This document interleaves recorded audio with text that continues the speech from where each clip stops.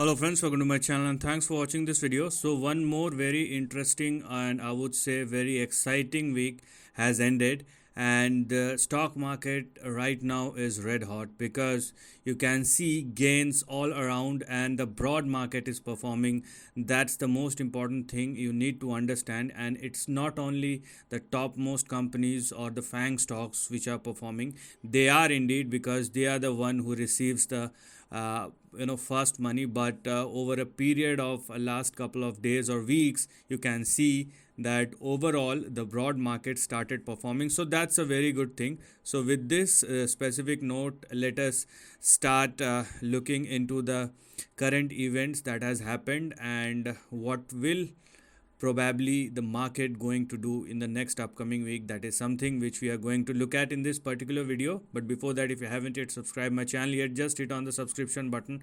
Also hit on the notification bell along with the all button to get my updated video notification. So let us just first start with looking at the specific events, if there is any. I have a firm opinion, when market is going good there are hardly any news which one should look at, and you don't find any specific news. When the market started falling, you will see lots of events and lots of things which are coming. Call it as a surprise, call it as a fate or something else, but this is how the market is. Now overall, what do we have here? Elon Musk says Tesla's market cap is directly tied to whether it solves autonomous driving. Okay, that is his view. So whether it is important or not, but when Elon Musk is saying something, people listen to him. What does it mean? That is something which we will get to know going further. The IPO market may put pressure on the Fed, Kramer says. The Fed has their own view. Now, whether they will twist the arm of the IPO market or the IPO market twist the Fed's arm, that is something which we will get to know moving forward. But right now the Fed is twisting everybody else's arm, so that is very much visible what we can see going forward. Apart from that, Toyota defies skeptics as stock steals best week since 2009. And these are all company specific news. Then we have geopolitical news. We have one more year to go for the next US presidential election, so you will see these kind of political news will come up time and time again, but will it impact the market? I don't think that will be for more than 1 or 2 days if something is very serious which will come up. The only thing is the geopolitical crisis, and this can make things worse. Apart from the natural calamities that are increasing day after day, week after week, and most importantly year after year, and it's not going to weigh down very soon. Apart from that, SoftBank. So I don't think there is any big news which may have impact the market. So let's go to the market section directly and let us see what is happening over there, because that's where we will find the most of the excitement, the numbers. So the last day of the previous week was flat to negative, and it does not mean a lot because the stock runs hard. So one day of correction or people take the profit on the last day of the week, that's good to them. So for the weekend they have to take some of the money out of the table. So Dow Jones down by 108 points, Nasdaq 93 points, S&P 500 16 points, gold is unchanged at 1970, oil at $71. It is flat. It is flat in between 70-80. US 10-year yield at 3.76, and then VIX is trading in between 10 to 15. 10 to 15 is a range which one should be very comfortable about. Apart from that, the only concern which I have been for the last couple of months rather, and it's been a year, is the short-term treasury yields. From 1 year to 1 month it is trading consistently above 5%, and this is giving every sensible investor an eerie feeling, because it does not looks good, it does not sound good, and the problem is uh, it does not it does not make any sense, because it's going to be a bad experience for the overall economy. Forget about the market will jump back, because market is moving with liquidity high, market high, liquidity low, market is low. That's the simple and the basic thing if you don't know how the market works. Apart from that, the US dollar index started moving down, so it's also good for the stock market. So these are some of the things which we have seen in the last 1 week. Let us see what's going to impact the market. But before going into the chart, let me show you two very important chart. And this may not, you must not connect it with the stock market, rather with the economy, because this will have a deep impact on the economy. First, this is the eurozone interest rate. Okay, obviously including excluding the UK, because UK is not a part of eurozone, so excluding UK. So what do we have here? We can see in 2000, from 2022 till 2023, from 0 to 4%. I mean, it is as high as the interest rate of 2008.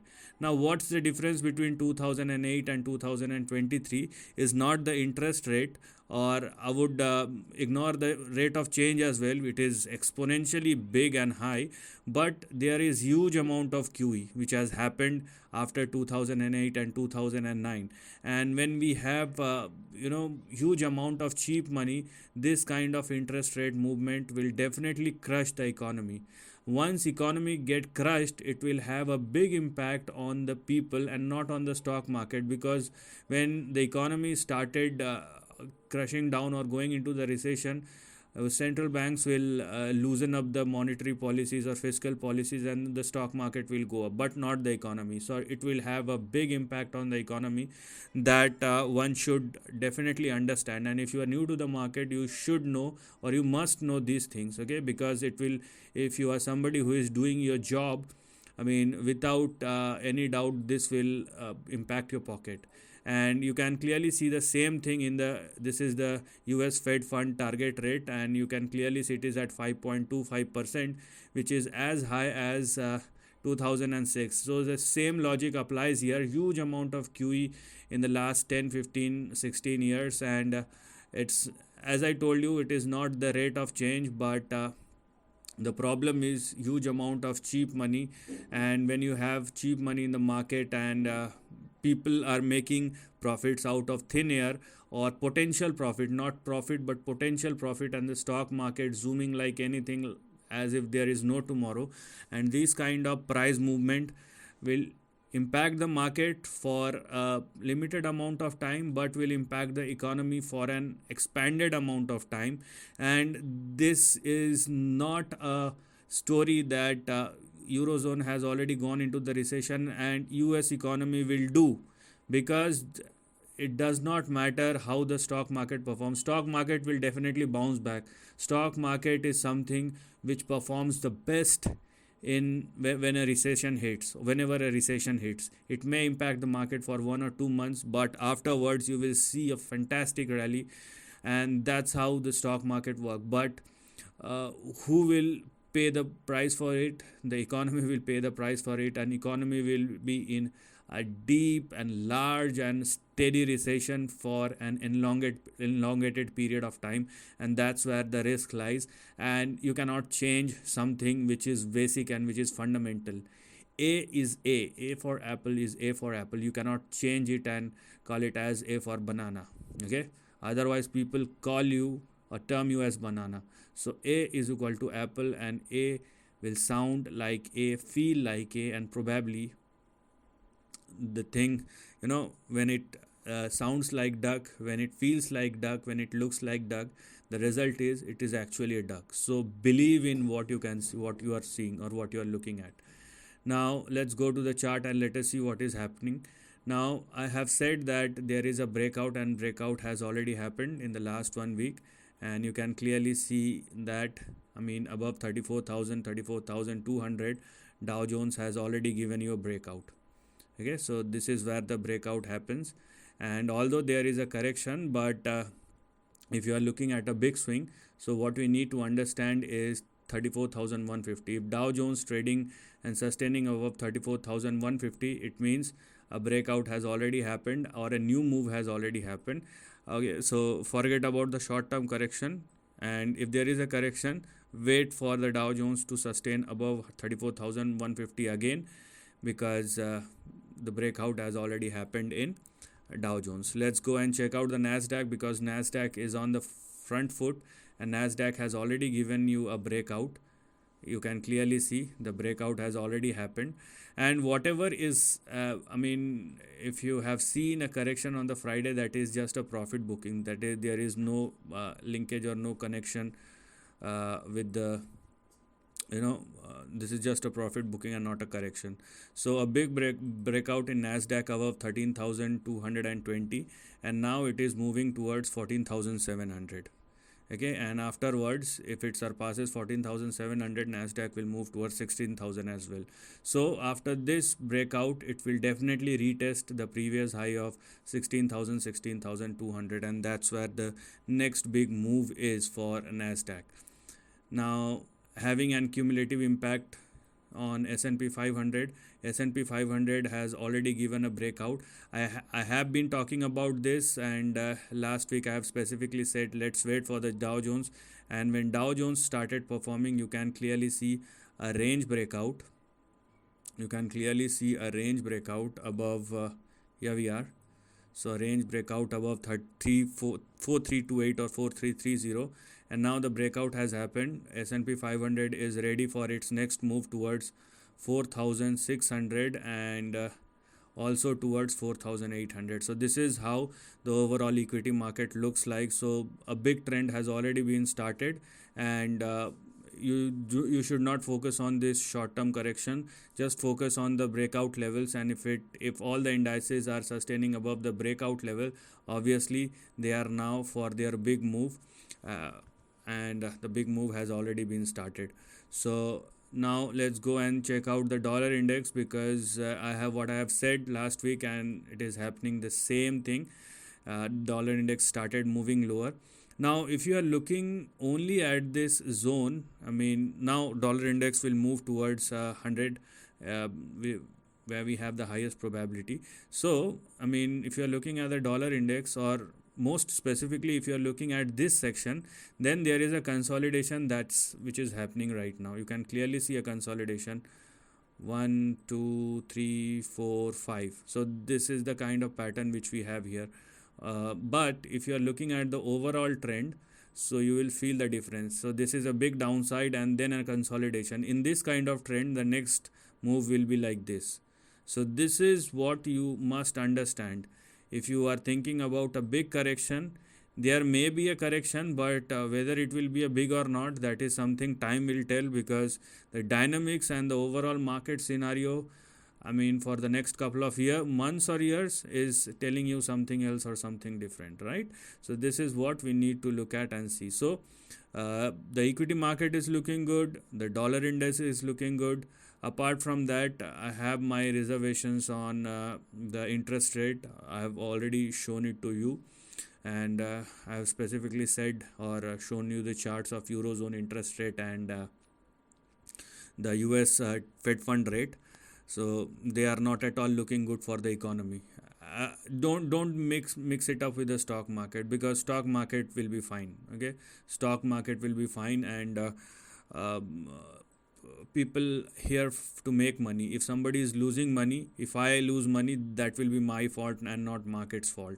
Okay, so I have to be smart enough to make money in any kind of market. Now if you are looking at gold, whatever is happening right now is just a consolidation. If this is gold futures chart, if it is happening above 1915, so above 1915, it's been a breakout, and right now this is a consolidation which is happening in between 1915 on the downside and 2086 on the upside. But overall, breakout has already happened. So either if you want to be a bit more a risk taking guy, so you can use this narrow range. But if you want to go big and if you don't want to take additional risk, then wait for the gold future to surpass and sustain above 2086 or more, and then take your positions accordingly. Apart from that, if you are looking at crude, so WTI crude futures, let's see what is happening over here. Yeah, I mean, whatever is happening, it is happening within a range. Okay, and market does not react to the same range time and time again. It may react one time or maybe two time because of news, but if the price action is happening within a range, time and time again market will shrug off all the impacts, and it will move the way it should. Okay, so right now if you're looking at the WTI crude futures, it is moving in between. You can see on the downside you have 66 and 70, and on the upside you have 82 and you have 83. So this is how the overall WTI crude futures looks like. So you need not to be very much concerned about crude unless it started trading above $84 or more. So overall the market is looking good unless there is anything big out of the blue things comes up. So the market is very healthy, market is good, and overall breakout has already happened across the indices. And I would say a new trend for the not only for the next week but for the next couple of weeks has already been started. So if you are somebody who is thinking about a downside, you have to be very much aware. A downside may happen, but this is not the time to go for a downside. And if you are thinking about a downside, then yes, there is a big downside in the economy, but not in the stock market. So this is the end of the video. Thanks for watching.